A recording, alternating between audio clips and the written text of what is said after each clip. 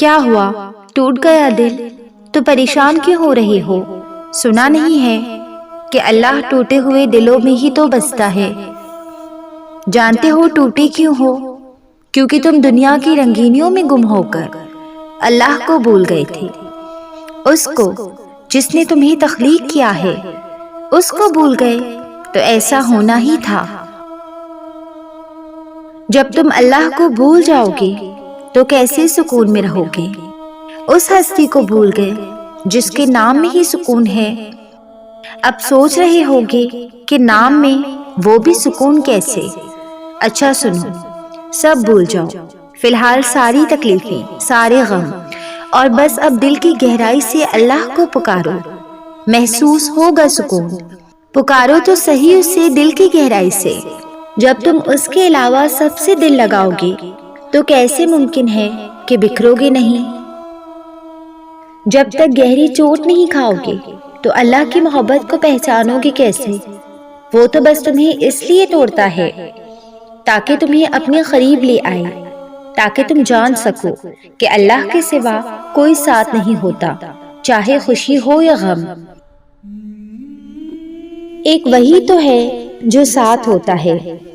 دور تو ہم چلے جاتے ہیں، وہ تو ہمارے قریب ہوتا ہے، ہماری شیرت سے بھی زیادہ قریب۔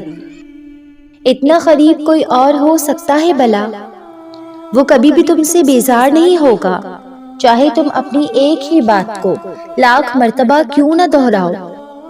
وہ ہر بار اتنی توجہ اور محبت سے سنے گا جیسے پہلی بار سنتا ہے۔ کبھی عاجز نہیں آئے گا۔ تو کس بات کا انتظار کر رہے ہو؟ کہہ دو اسے، سنا دو اپنی ساری داستاں۔ ارے وہ تو سب جانتا ہے، لیکن پھر بھی وہ تمہیں سننا چاہتا ہے۔ تو جا، پھر کس بات کا انتظار کر رہے ہو؟ روتے رہتے ہو اس بات پہ کہ کوئی محبت نہیں کرتا۔ ارے رشک آنا چاہیے تمہیں تو، خود پر اور اپنی قسمت پر۔ وہ پوری دنیا کا مالک، جس کے حکم سے دنیا چل رہی ہے، وہ کرتا ہے تم سے محبت۔ ابھی بھی مہلت ہے، لوٹ جاؤ۔ وہ نہیں پوچھے گا کہ اب کیوں آئے، وہ یہ نہیں کہے گا کہ ٹھوکر لگنے کے بعد آئے ہو۔ ارے وہ تو بس بنا کچھ کہے تھام لے گا۔ وہی تو ہے جو تھام لیتا ہے جب سب چھوڑ جاتے ہیں۔ اگر تمہیں وہ نہیں ملا جو تم چاہتے تھے تو اب تمہیں وہ ملے گا جو اللہ چاہتا ہے۔ اللہ نے تم سے کچھ لیا ہے تو یقین رکھو اور انتظار کرو اس وقت کا جب وہ تمہیں اس سے بڑھ کر دے گا جو تم نے کھویا ہے۔ اگر تمہیں تمہاری محبت نہیں ملی تو اب تمہیں وہ محبت ملے گی جس کا انتخاب اللہ نے تمہارے لیے کر رکھا ہے، اور اللہ کے انتخاب سے زیادہ خوبصورت انتخاب نہ میرا ہو سکتا ہے، نہ تمہارا، اور نہ ہی کسی اور کا۔ ایسی محبت جس میں کوئی تکلیف نہیں ہوتی، جسے پا کر تم اللہ کا شکر ادا کرو گے۔ ایسی محبت جسے روز اول سے اس نے تمہارے لیے چن رکھا ہے۔ اللہ کبھی بھی اپنے بندے کو بہتر دیے بغیر کچھ واپس نہیں لیتا۔ ایک ہاتھ خالی کرتا ہے تو دوسرے ہاتھ میں دگنی چیزیں عطا کرتا ہے۔ جو تمہارے نصیب میں نہیں ہوتا اس کا خیال بھی نکال دیتا ہے، اور جو نصیب میں لکھ دیتا ہے اس کے لیے کہیں نہ کہیں دل میں محبت بھی ڈال دیتا ہے۔ آج جس ٹوٹے دل اور اپنی محبت کے چھن جانے پر تم غمزدہ ہو رہے ہو، کل کو اس کا شکر ادا کرو گے۔ اس نے تمہیں وہ نہیں دیا جو تم مانگتے تھے، کیونکہ تمہاری سوچ محدود ہے، لیکن اللہ کی سوچ لامحدود ہے۔ تو بس آنکھیں بند کر کے اللہ پہ ایسے یقین رکھو جیسے اپنی ماں پہ رکھتے ہو کہ وہ تمہیں اچھے سے اچھا کھلائے گی اور اچھے سے اچھا پہنائے گی۔ اور اللہ کی محبت تو اس کی محبت سے کئی زیادہ وسیع ہے۔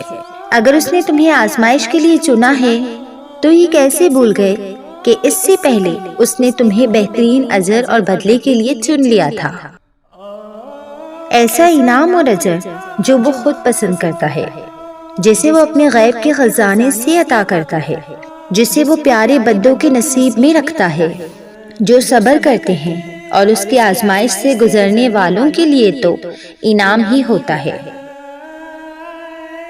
اللہ تمہارے ہاتھ سے تب تک گلاب کا پھول نہیں لیتا جب تک وہ تمہارے دوسرے ہاتھ میں گلاب سے بھرا ہوا گلدستہ نہیں تھما دیتا۔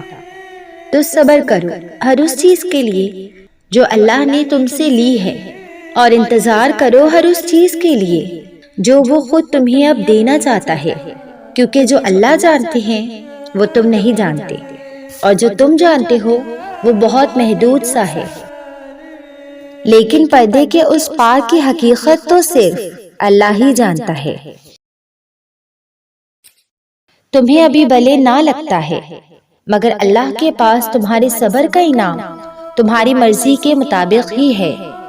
ابھی شاید یہ وقت تمہارے لیے بہت مشکل ہے، لیکن وہ تمہارے صبر کا اجر بھی بالکل ویسا ہی دے گا جیسے حضرت یوسف اور حضرت یعقوب کو دیا تھا۔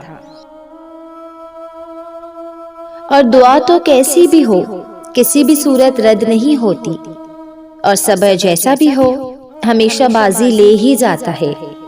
تو پھر کیوں ہے مایوسی، کس چیز کی ہے فکر مندی؟ اللہ بھی تو بار بار قرآن میں کہتا ہے نا کہ مومنوں دعا اور صبر سے اللہ کی مدد کا انتظار کرو۔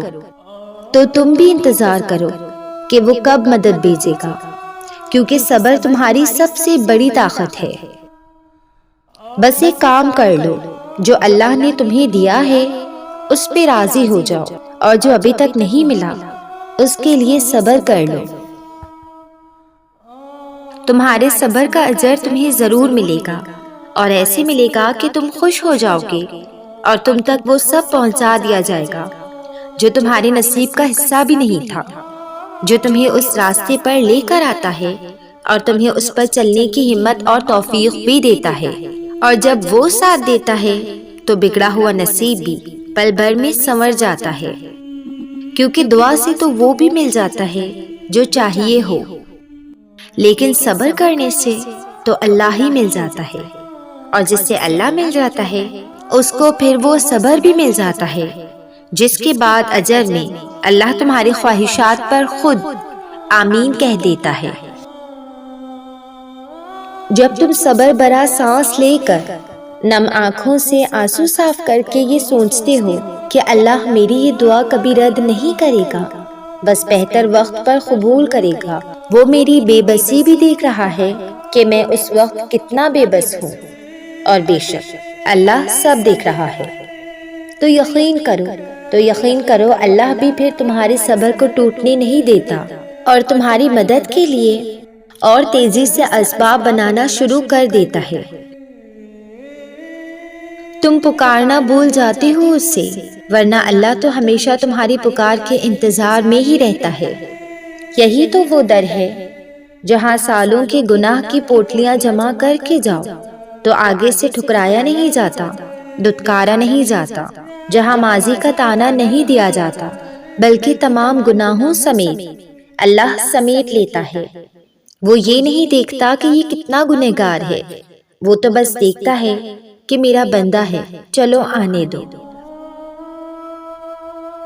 اللہ کو اپنا ہر ایک بندہ ایک سا محبوب ہوتا ہے، ویسے ہی جیسے ماں کو اپنی ہر اولاد سے ایک سی الفت ہوتی ہے، اور جب انسان گناہ کی حالت میں اللہ سے ملنے جاتا ہے تو اللہ کا عرش جھوم اٹھتا ہے، اور وہ فرشتوں کو حکم دیتا ہے کہ فرشتوں گواہ رہنا، آج میرا بندہ مجھ سے صلح کرنے آ رہا ہے، مجھے منانے آ رہا ہے۔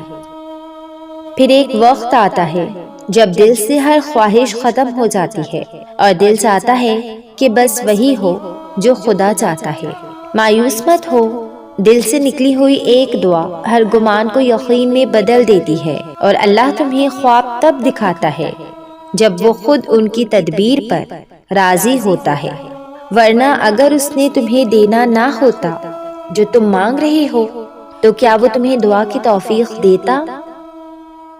تم چاہتے ہو نا کہ زندگی میں سکون آئے، کبھی اپنے رب کے سامنے رو کر دیکھنا، کبھی اس کے ہو کر دیکھنا۔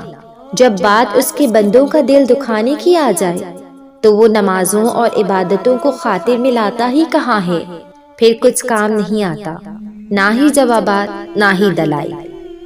پھر تو مکافات عمل ہر حال میں ہو کر رہتا ہے۔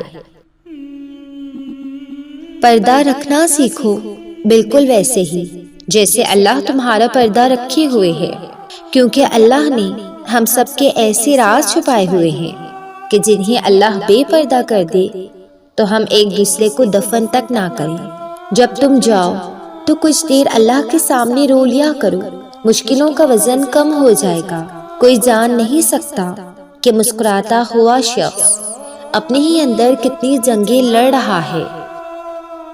میں نے سیاہ، خاموش اور بے چین راتوں میں رب العزت کو اپنے ساتھ پایا، اور یہ بات میرے اطمینان کے لیے کافی تھی۔ روشنیوں میں تو سب چلتے ہیں ساتھ، مگر اندھیروں میں خدا کے سوا کون چلتا ہے؟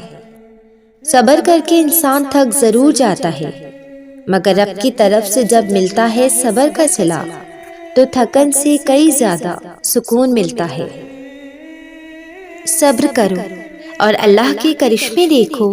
صبر کرنے والے سکون میں رہتے ہیں، انہیں معلوم ہوتا ہے کہ اللہ بہتر کرے گا، اور صبر اور برداشت وہی کرتا ہے جو اللہ کی ذات پر پورا بھروسہ کرتا ہے۔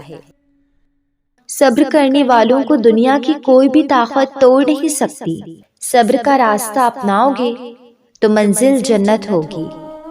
بہت کچھ کھونے کے بعد میں نے رب سے صرف صبر مانگا ہے، اور میرے رب نے دینے میں دیر نہیں کی۔ اور صبر ایک ایسی خوبصورت چیز ہے جو انسان کی زندگی کو حسین بنا دیتی ہے۔